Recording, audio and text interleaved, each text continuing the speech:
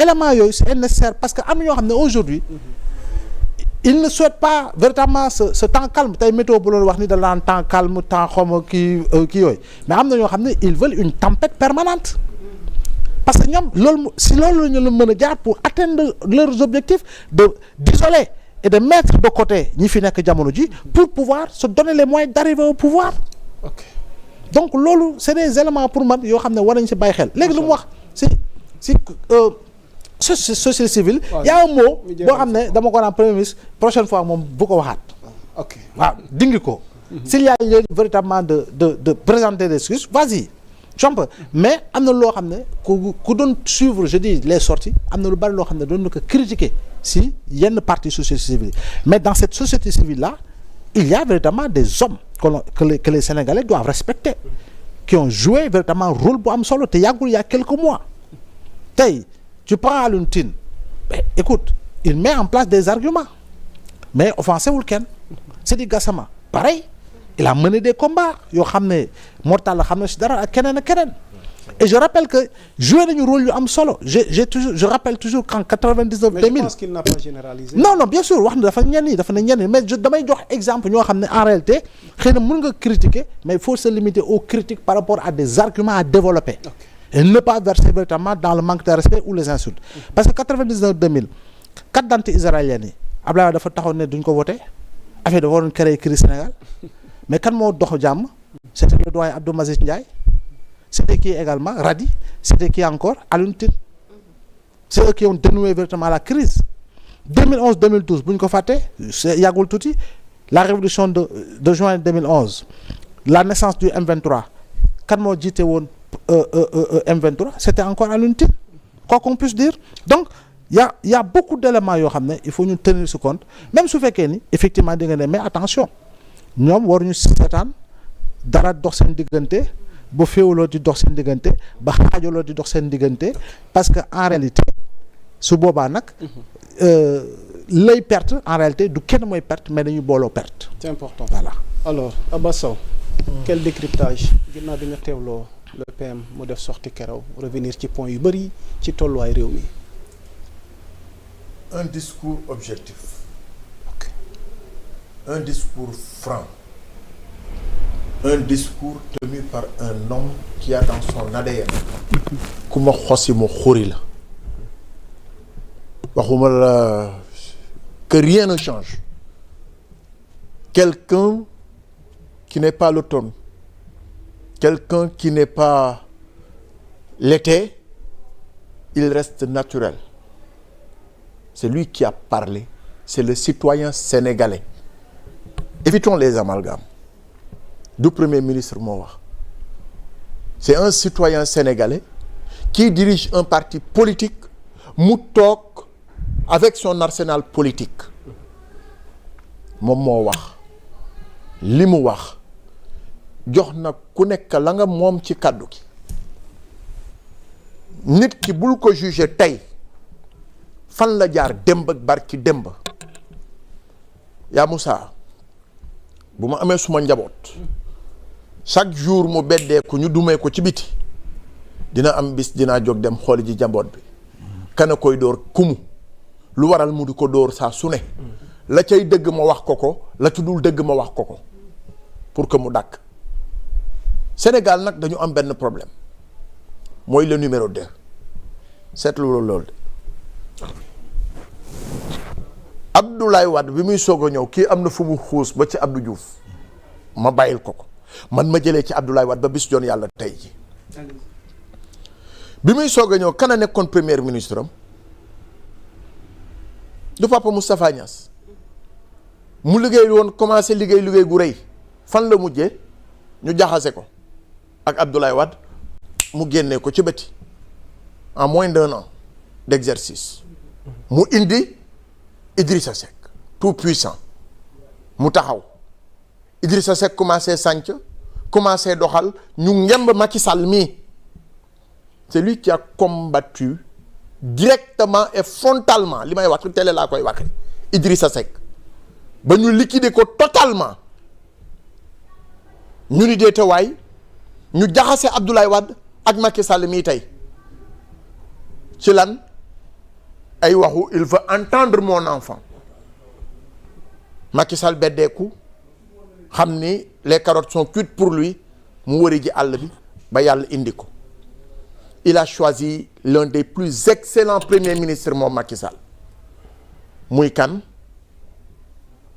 wax ma doomu Feu Kéba Mbaye qui intellectuellement financièrement avait une assise bu kenn dul werante dem ba commencer maîtriser certains dossiers ñu jaxase ko ak moom sur les dossiers de finance fii la ñu fekk mu génnee ko teg ko ni tege mu dem ba ci biir les numéros 2 ABC yàlla na ko suuf sedd ñu ni deetawaay ñoom Cissé Lo ñu commencé leen jaxase ak Macky Sall le froid est revenu dans le parti ci jamono jooju un homme a émergé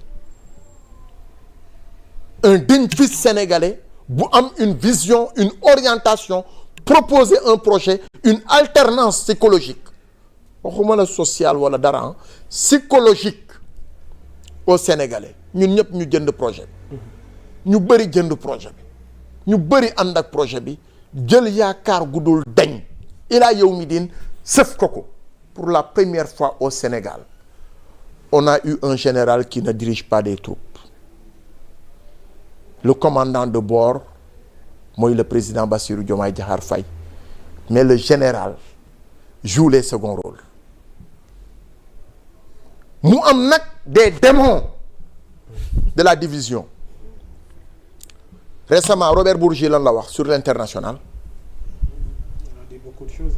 très bien parce que lan ils ont senti les intérêts français menacés au Sénégal Il est allé jusqu'à publier un ouvrage en disant. wa dama yem foofu ah kon baax na bu ma bëggee xuus damay xuus jox la des détails parce que man lu ma jàngul rek du ma ko tudd lu ma xam laa lay wax exactement.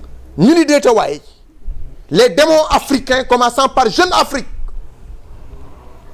ak yeneen journaux yoo xamante ni ñu ngi bind à l'étranger am leur base ici au Sénégal chaque jour boo xëyee nga gis benn article wala benn nit wala ñaari nit wala deux singes 3 tondus ñu génn di attaquer il est resté dans son coin mbubboo soit société civile wala mbubboo Abbas Sow wala mbubboo beneen deru bukki boo xamante ni kagul la mais les véritables hommes qui sont derrière ces troupes là ils n'ont qu'à s'afficher et prendre leurs responsabilités c'est plus facile il faut oser s'opposer mais une opposition de clavier ñaata yoon laa ko fi décrypter maintenant que les carottes sont cuites Bassirou Diomaye Diakhar Faye le président de la République fu mu jaar ak Ousmane Sonko mënta am problème ce n'est que dans la psychologie de ces démons Sonko est le mooy fusible président Bassirou Diomaye Diakhar Faye ils veulent atteindre Diomaye mais foog que ñu jaar ci cadavre Ousmane Sonko loolu rek mooy schéma bi yàlla na ñu échouer il faut qu'il crée ces divisions pour que ñu ni waaw le commun des Sénégalais xalaatee neneen gisee neneen yaakaaree neneen il n'y a pas de problème dafa am ay nit fu ñuy jaar billahi wal kitab j'ai foi man ci yàlla yonent bi koo tuddee doom sa taaw ku la ñaanali soxna nga ne déeta waay nga amaat doom bu jigéen tuddee ko way juróom bu jigéen kooku dara mënta dox seen diggante et le contrat social bi ñu signé ñoom ñaar nit dof fekkeewul yow fekkeewoo man fekkeewu ma jëwrin fekkeewul laay mboo fekkeewul c'était en prison tous deux Diomaye bi mu ko ne tu n'es pas mon ami mu ne ko comment faire pour être mon ami mu ne ko nañu sceller le pacte aujourd'hui quel est le sens de ce pacte qu'ils ont signé ñoom ñaar ñoo xam ak yàlla bu ñu amee problème dinañ ko régler de même avec la prise du pouvoir même avec ouais, c'est rien mais pouvoir. C'est quoi le pouvoir c'est l'exercice fait par des hommes. Il y a des conceptions classiques du conception classique le pouvoir parvient souvent à changer les hommes ci seen jikko ci seen ce ne sont pas ces gens-là est-ce que ñoom dinañ mucc dinañ ci mucc xam nga lu tax ba ci ni PM waxee ak sortie bu. waaye déggoo li ma la wax ak élément de langage yi. c'est des éléments d'alerte parce que loolu ñu xaaral ma wax la xaaral bicéphalisme débat sur le bicéphalisme. lan laa la wax nee naa la celui certains ne qui parlent tient plus de duo mais il parle de dualité.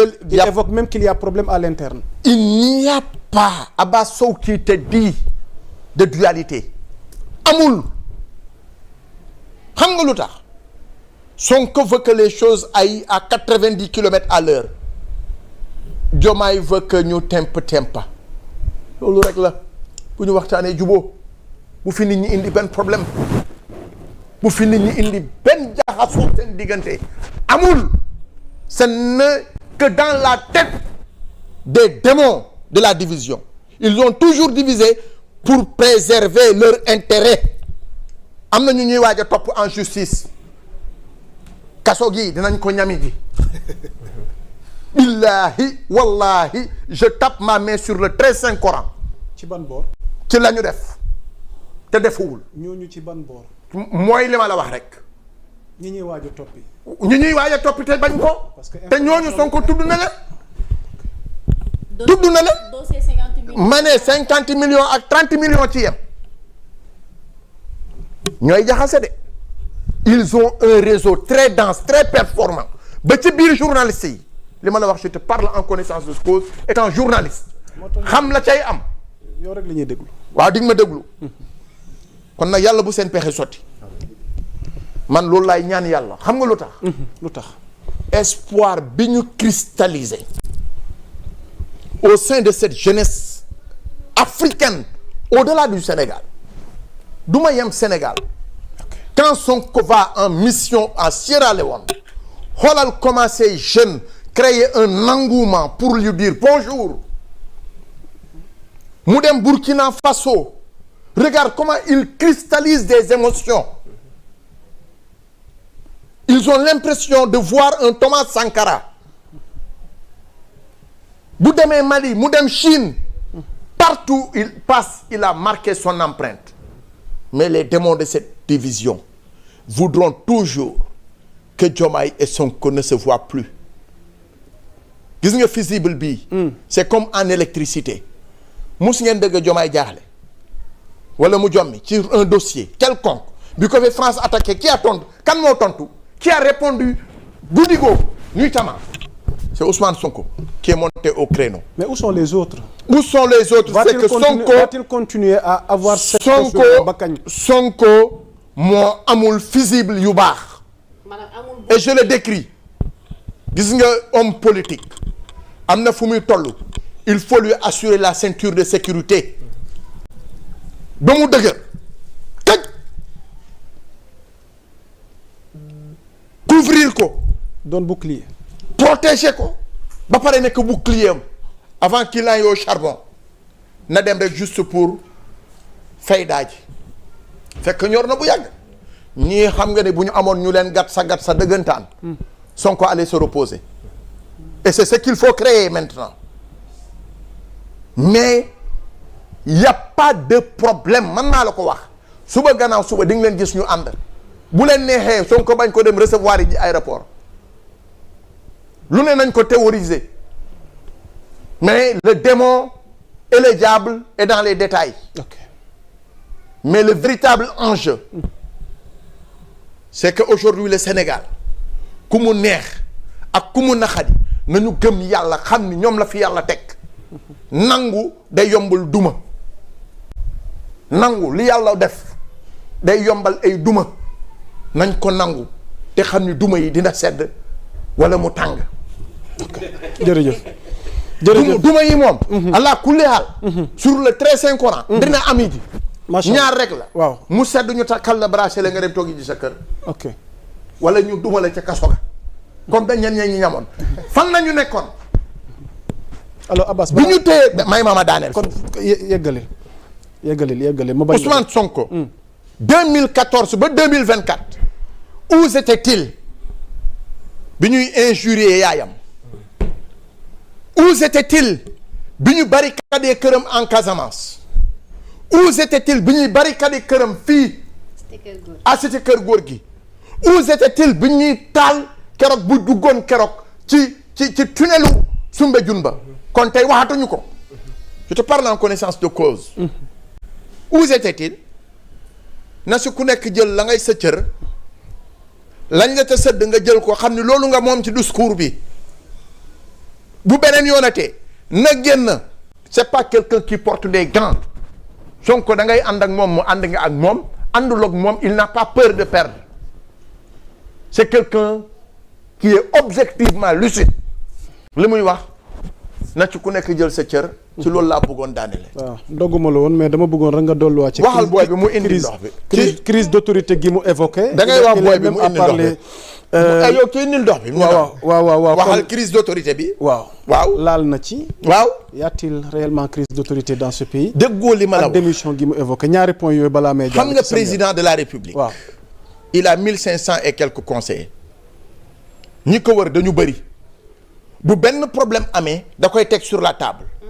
kii ñoo waxee ni conseiller juridique bi ñoo wax conseiller financier bi ñoo wax conseiller politique bi ñoo wax ku nekk indi mu xool la cay intérêt mu xool nan la koy doxale son timing c'est pas notre timing parfois di nga dem ba yow mi bokk ak moom sax far ak moom nga jàpp ni que ni daa yàmbar fekk te yow il peut agir ci yeneen tempo de prudence yi bokkut ak celui qui a le sang chaud Ousmane Sonko la tudd il a le sang casamançais c'est comme moi quand je parle da ngay yaakaar ne ma xulóowuma man damay waxtaan parce que xoolal ñun bu verté dañuy verte internaute bi nee na nga moytuma dóor Cheikhouna Seck du ma la dóor du ma la dóor dañuy waxtaan ñun bu ñu toogee sax ci biir di waxtaan da ngay yaakaar ni noppil balaa grand bi voilà parce que il a le sang chaud moom dafa bëgg mu bar les attentes moo rëy te yàkkamti balaa ñu naan 2024 2025 moom bu sañoon suba mu sotti jërëjëf bu sañoon gannaaw suba mu leer noonu la ko yàlla bindee deretam noonu la buñ ko ci meree na ca ku nekk lang ca moom na nga ko jël xam ni day dox jërëjëf Ismaël na ndox bi ñëw grand bi waaw souffle foog ma naan xaaral ma jógal sama bopp dem naa waaw le temps grand bi souffle voilà Cheikhouna Seck ci Angola ñu ngi lay nuyu xam ngeen ni fii c'est bonsoir Sénégal ah c'est nous dans nous vous êtes plus de 3000 personnes à temps réel yéen a ngi ñuy suivre partout dans le monde waxtaan wi dee dox du wee alors ma ñëw ci Samuel Ousmane Sonko ginnaaw bi mu génnee ñu ñëw ak yow ci sa njàngat ak point yi nga xamante ni évoqué na ko mais surtout tamit point boo xam ne laal na seen parti moo xam à l'interne waaye ci diggante mag tamit ak njiitum réew bi ak ni mu waxee keroog ban jàngat lañ ci mën a def Samuel Mokhtar Ba. waaw macha allah yaa Moussa. vraiment di saluer pertinence du débat bi ak intervention yi am na solo lool mais rek man li may fi may gën a focaliser wu mooy di rassurer les Sénégalais. ok pour leen crise amul. Sonko et Diomaye c'est deux caractères différents. te lii c'est pas la première fois mu am. ok ba ñu jàppee Fadilou Keïta ci poste Sonko dafa def live mais Fadilou yi bàyyi leen poste yi inutile ngeen ci si boobu la Bassirou Diomaye Faye def poste bañ jàpp mu freiné lu bëri ci poste mais Sonko ba muy wax loolu ci conception bi jàpp na ne on a besoin de tout le monde parce que combat yi jëm mais Bassirou Diomaye Faye dans sa conception moom dafa jàppoon ne il fallait ñu taxaw kon donc ñoom ñaar c'est pas la première fois ñu am ay divergences te Sonko wax na ko le président Bassirou Diomaye Faye wax na ko kon donc problème amul. désaccord mooy dugg. désaccord amul problème amul ñoom ñaari caractères yu différents te aussi ñoom ñaar seen posture dafa bokkul. kële dafay incarner la République mooy le président Bassirou Diomaye Faye le premier ministre di incarner la rupture mooy yaakaar gi Sénégal lay wekku ci moom bu Sénégalais yi nekk biir Sénégal rek am na ñoo xam ne tey ñu ngi ci diaspora bi. seen mëbët yëpp mooy dëkk bi tegu ci yoon pour ñu mën a ñibbi si investir bi Sénégal ndax nekk bitim réew dafa métti.